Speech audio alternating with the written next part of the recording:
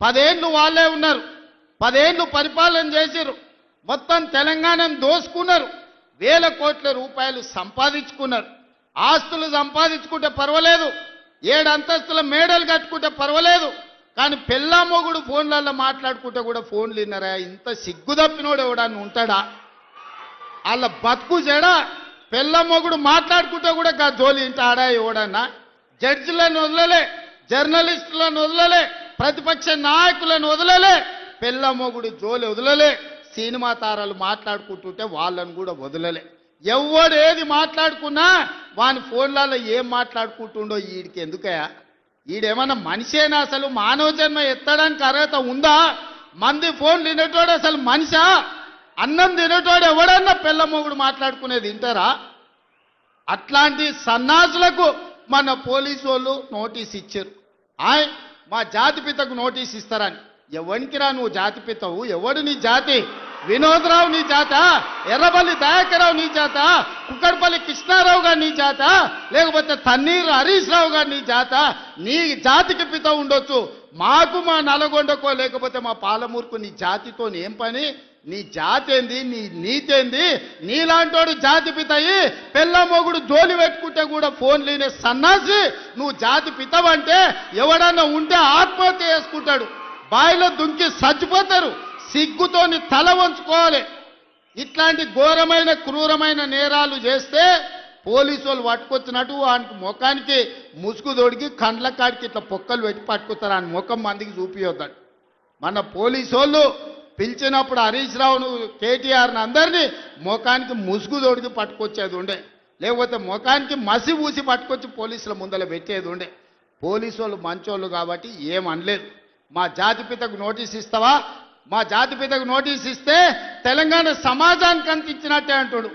అట్లనే అనుకుందాం. ఒకవేళ మీకు నోటీస్ ఇస్తే తెలంగాణ సమాజానికి ఇచ్చినట్టే అంటున్నావు కదా, మరి నీ జన్వాడలో ఉన్న ఫామ్ హౌస్ మా తెలంగాణ ప్రజలదా? నీకు నోటీస్ ఇస్తే మరి తెలంగాణ అందరికి ఇచ్చినట్టయితే నీకున్న ఎర్రవల్లి ఫామ్ హౌస్ తెలంగాణ సమాజం అందరికి ఇస్తావా? జన్వాడలో నీకున్న ఫామ్ హౌస్ అందరికి ఇస్తావా? మొయినాబాద్లో హరీష్ రావుకున్న ఫామ్ హౌస్లో అందరినీ రాణిస్తావా? మీ టీవీలు మీ పేపర్లు మాకు ఇస్తావా?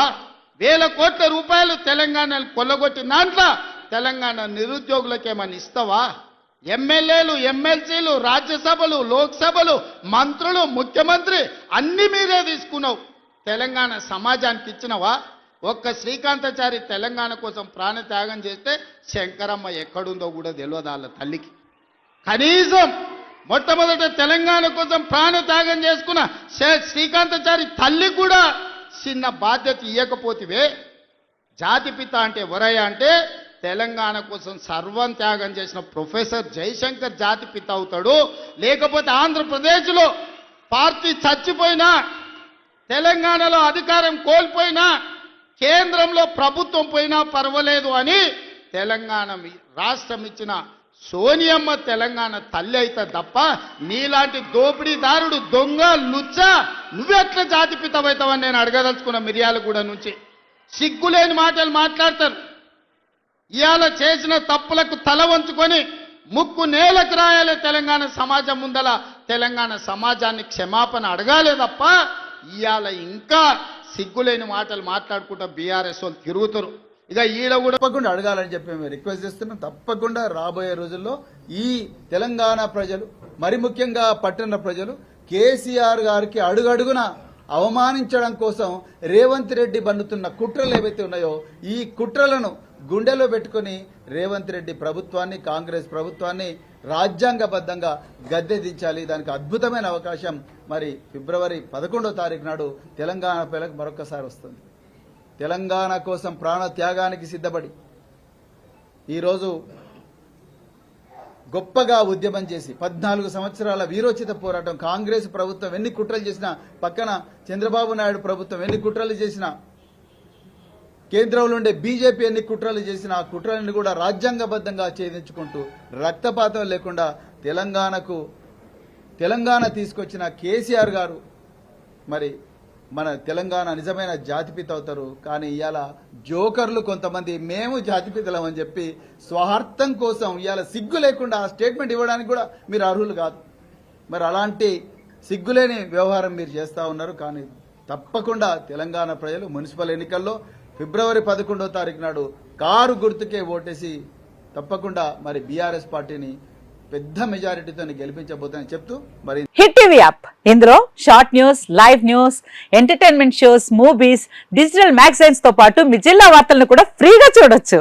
ఇంకెందుకు ఆలస్యం, వెంటనే హిట్ టీవీ యాప్ ని డౌన్లోడ్ చేసుకుని ఫ్రీగా ఎంటర్టైన్మెంట్ పొందండి. Hit TV app. Hit TV app please download hit TV app. Hit TV app ని ఫ్రీగా డౌన్లోడ్ చేసుకుని ఎంజాయ్ చేయండి. మీకు నచ్చిన ఎంటర్టైన్మెంట్ కోసం హిట్ టీవీ యాప్ ని ఫ్రీగా డౌన్లోడ్ చేసుకుని ఎంజాయ్ చేయండి. హిట్ టీవీ యాప్ ని డౌన్లోడ్ చేసుకుని ఆస్వాదించండి, ఆశీర్వదించండి. ఇంతమంది సెలబ్రిటీలు హిట్ టీవీ యాప్ ని డౌన్లోడ్ చేసుకోండి అని చెప్తున్నారంటే ఎంత మంచి యాప్ ఆలోచించండి.